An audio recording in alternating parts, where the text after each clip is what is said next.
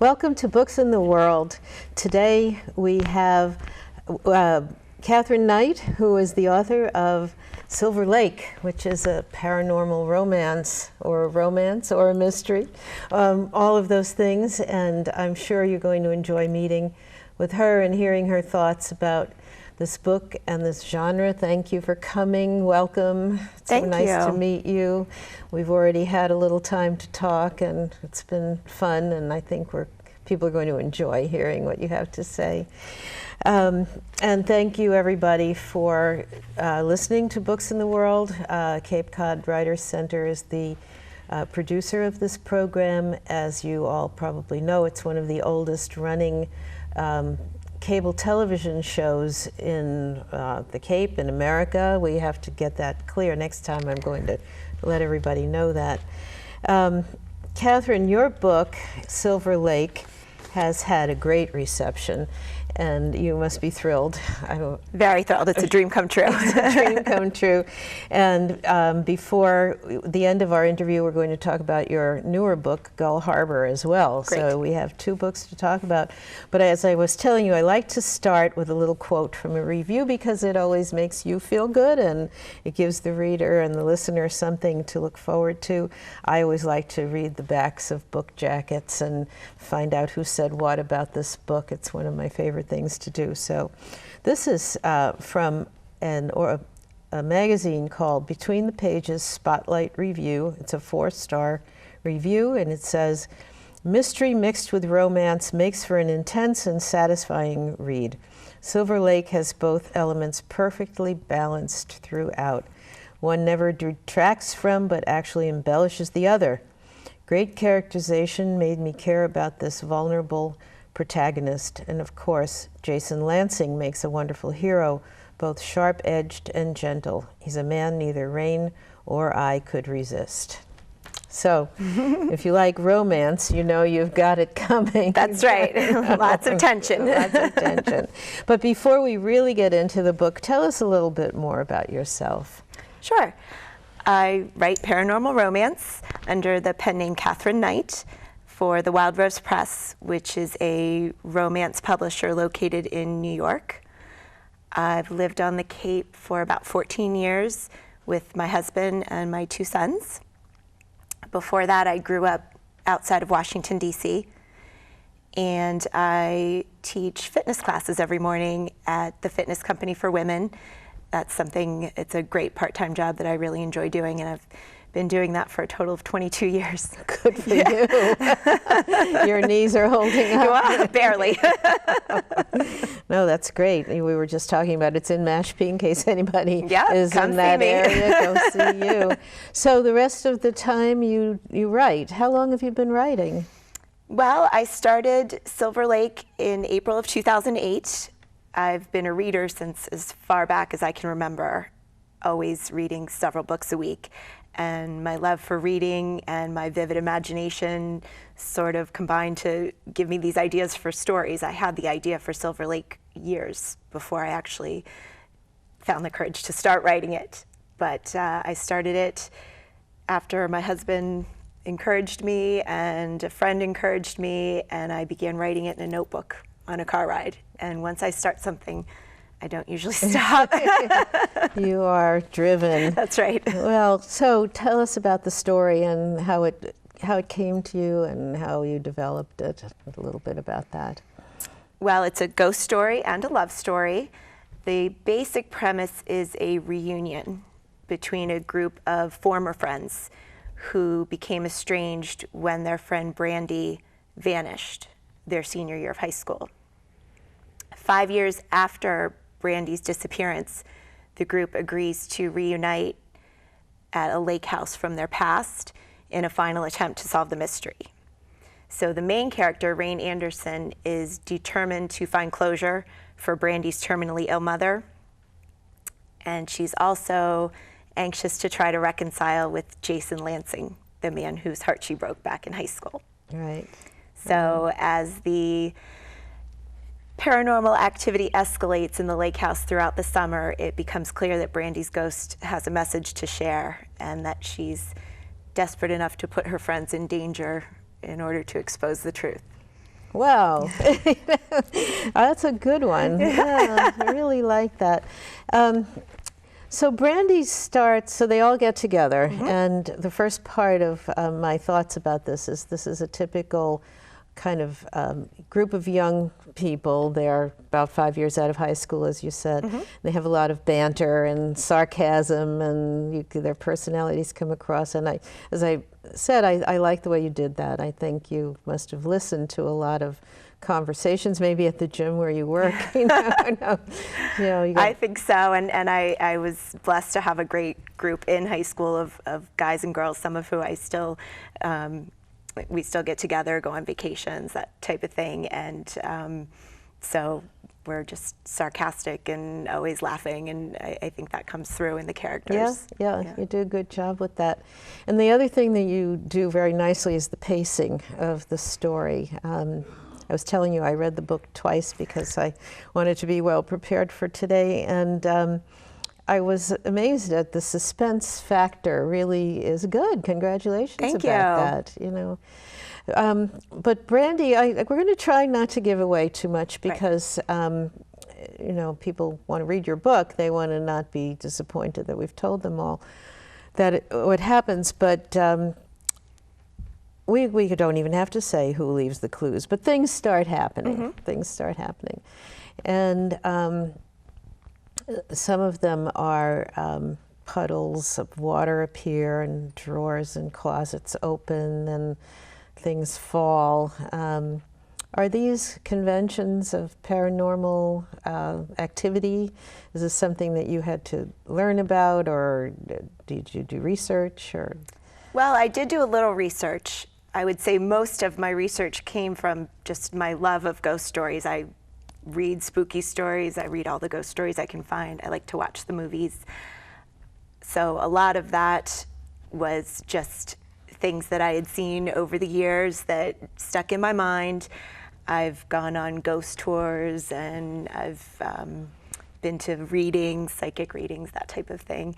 I would say the one thing I really wanted to stay away from, though, is a convention that a lot of the books or movies use, and that's when a ghost writes something down on a fogged up mirror or a wall or in food on the counter, and that is actually the loophole that gave me the initial inspiration, because my question was always, well, if a ghost can write something down, why don't they just write down what it is they need to say? Okay. So that was one thing that I really wanted to try to avoid. And you've read Silver Lake, you know that there's sort of a special circumstance that needs to happen so that the ghost can get her message through. And it's not as easy as just writing down some cryptic clues. Right.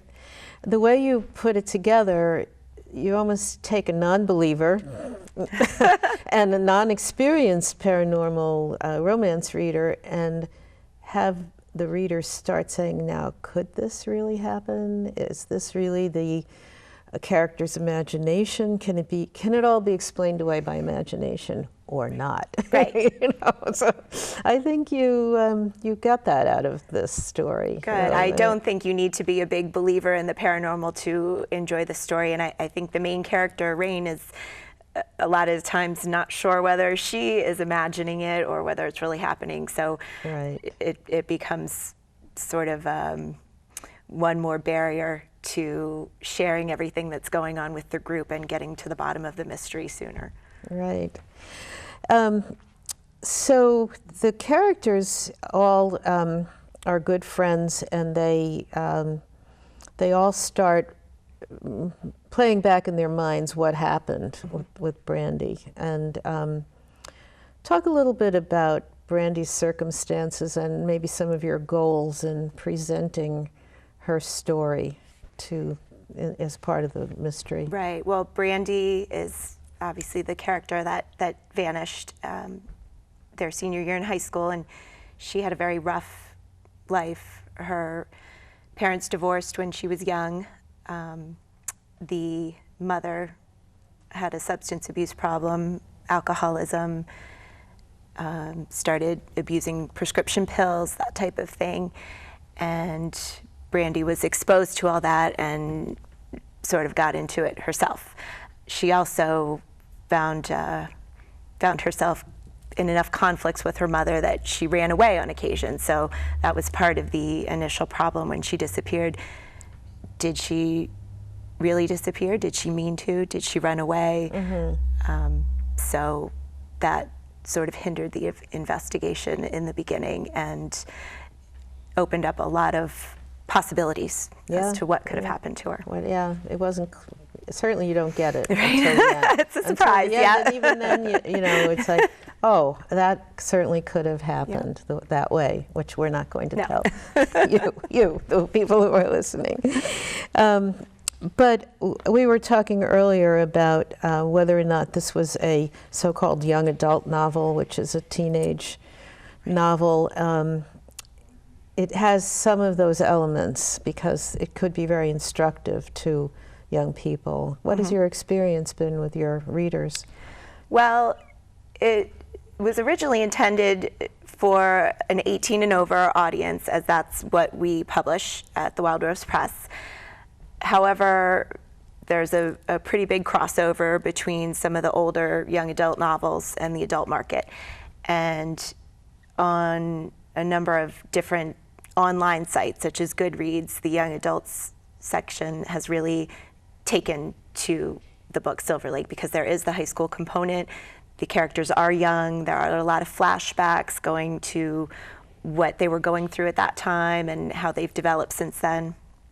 So it's actually been put on several young adult lists for best young adult book or young adult books that cover real life problems, things like that. And the readers put that on lists that they make up. So that's not something that I did. I'm thrilled to see it there. I don't know that I would market it myself to young adult because of the mature content, but it's probably maybe a PG-13 rating or you know, maybe a little bit more.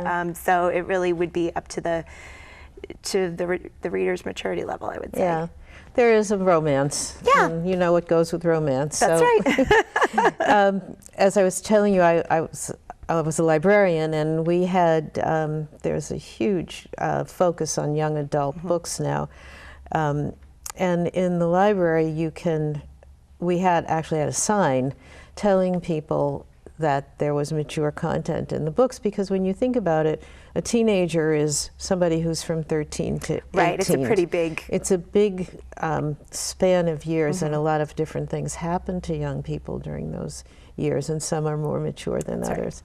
There's also violence in teenage novels. There's the graphic novel, which is very popular, which has a bit of violence as well. So while I found this a very nice story for thinking about what happens to young people, I like the way you put it. You wouldn't necessarily market it that way, since it does have the relationship between Rain and Jason. One of your critics, one of your commenters who comments, said that they thought Rain was a little too passive. Did you read that one? I did. I read all my reviews. I probably shouldn't, but I do. I wasn't quite. I didn't feel that. Not really, I didn't feel it either. I felt that there was a lot of forgiveness in the book, and also I don't see holding grudges over things that happened in high school when you've become an adult that can really look back and say, is that important? Is that not important? Yeah. So she had a lot of maturity. Right. For me, and I think for her character, who I came to know so well, she really valued getting her relationship back with her friends more than any transgressions that happened all those years ago. I've asked this question of a number of people I've interviewed, and I was wondering if any of the characters just created such a presence in your life that they had a mind of their own and they more or less told you what they were going to do next. Did you have that feeling? Definitely. They take on a life of their own, there's no question, and sometimes things happen that I didn't even realize was going to happen, and the ending changed a little bit, not the basic idea, but things just sort of come into play, and I get ideas, and suddenly you know that's what's going to happen. And the characters are just very strong-minded, and they want their way. That must be a great feeling, the creative process that you must really feel that, you know, this is working. I'm doing this. I'm creating fiction. Yes, and I had years, because it took me so long to actually start, I had years to get to know the characters and just to play with it in my head, and I would make up dialogue and things that happen. And so I really had a good idea from everything from their birthdays to their favorite foods to the things that shaped them in their youth, that kind of thing. You know, the other character who was Brandy's boyfriend, AJ, there was some very touching things about him as well. I mean, you could almost write more books with these same characters, and are you doing that? The wheels are turning a little, some people have asked. Well, what I liked is the fact that she was from a different class than he was, and they still, first of all, they had this very passionate young love relationship, and that he knew it. I mean, he knew what he liked about her. He knew why he liked her. Yep. Yeah. Did you? Is that I something? thought it was very poignant. Yeah. Almost a little bit of Romeo and Juliet, where the families are you know, at odds, and Brandy is not someone that AJ's parents would want him to associate with. Right. Her mother has a horrible reputation. She does poorly in school. She skips school. She runs away. But they don't know the other side of her. She's very natural. Right, and he does. He likes that. I wonder if that relationship would have lasted. Whoops, I'm giving something away. I like to think so. But let's not get there. Let's not go there. Jason is the love interest for Rain, and he has some problems, and you make him resolve them, or Rain makes him resolve them so that he doesn't cheat on his girlfriend, things like that. Yeah, he does. He is involved with someone by the time they are all back at the lake house, and Rain is mostly looking for forgiveness and reconciliation. She knows she broke his heart a long time ago, and the only thing she's hoping for, at least she tells herself, the only thing she's hoping for is friendship again and forgiveness. You have Rain being quite the hostess, and she cooks wonderful meals for all these people that come to visit and get together. Are you a cook? I'm the exact opposite. I think I gave her that quality. My husband is a very good cook, and he's from an Italian family where they just do everything right when it comes to entertaining, and I did not get that characteristic. So I wanted to make her somebody that had that sort of instinct to take care of people, and it's one of the reasons that they all keep coming back together. She wants to create that group that they had that was so close in high school, and she's using her. She's a teacher, and she doesn't have a family, and she's pretty much alone in the world at that point. So she's really, after her divorce, she's really trying to take care of her friends, make them feel welcome. She's a very warm person. So we have been talking for more than half of our time together. So I wanted to give you a chance to talk a little bit about your next book, your upcoming book. I don't know if the camera can see this, but it's called Gull Harbor, and it's due out in June. Would you like to tell us more about that and how we can go about getting it soon? Sure. It's Gull Harbor, and it's not out right now in print. It is out on Kindle. And the reason for that is my publisher became a part of the Kindle Select program on Amazon, and that gives Amazon the right to exclusively distribute it for 3 months before release. So if someone has a Kindle, they can download it. And Gull Harbor is a fictional town that I created on Cape Cod. So it's set on Cape Cod. There's a lot of local places. The main character, Claire Linden, arrives in Gull Harbor ready to take on an aggressive ghost. She's accepted her skills as a medium, and she's confident that she can rid her temporary summer home of the restless spirit that has driven the owners to hire her. She doesn't expect to encounter Max Barron, the man who promised to love her forever and then suddenly disappeared from her life years ago without a hint of an explanation. So as Claire starts to unravel the truth behind the haunting, Max is forced to share his secret in order to stay close enough to Claire to try to protect her from the danger which extends beyond the paranormal. It sounds good. I have to say, you're so good at pacing and, oh, thank you. And mystery that I think people will enjoy it.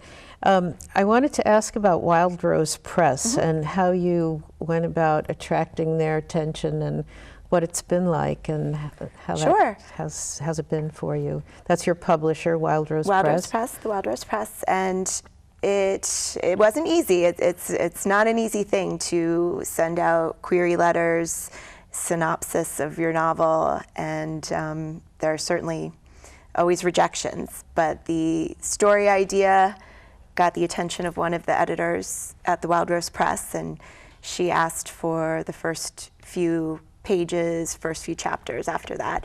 And she liked the story idea enough to stick with me and help me with that pacing, which is one of the reasons why the pacing now is so clean and tight. It really doesn't leave any room for slowing down, and that's something that my editors really helped me with on that first book. That's good to know. So we worked together until it was at that point, and I was offered a contract shortly after that. So I did a few revisions before. So you submitted the idea to them. Okay. And the novel was complete, okay. But it was not in the complete form that it is now. I rewrote the beginning a few times to try to start right at the point of action, put the conflict out there on the first couple of pages, that type thing. And Wild Rose Press has quite a list. It's a big publisher. It is. Yeah, and you were telling me they have paranormal romance and paranormal mystery. There are differences. You know. We have probably about 8 different lines of romance: romantic suspense, historical romance, all those different types. And paranormal romance is such a big category that we actually have 2. We have the sort of lighter paranormals, which Silver Lake and Gull Harbor fall into, since the paranormal element is ghosts. But that would also include witches, fairies, time travel, angels, things like that. And then we have the darker paranormal stories that might have a little more violence: vampires, werewolves, shapeshifters, demons, things like that. Right, so it's a pretty wide category. You mentioned that you've been working hard on increasing your social media presence. I have to say your Facebook page is very... Oh, you saw that? Good. Yes, I did. And you have a lot of lovely cartoons about reading. Yeah. I like that a lot. Good. I try to engage people. One thing that is very important is that you don't just hit people over and over again with buy my book, buy my book. Nobody wants to hear that. And that's not how you form a relationship with readers. Yeah. I've been very lucky to get a lot of support from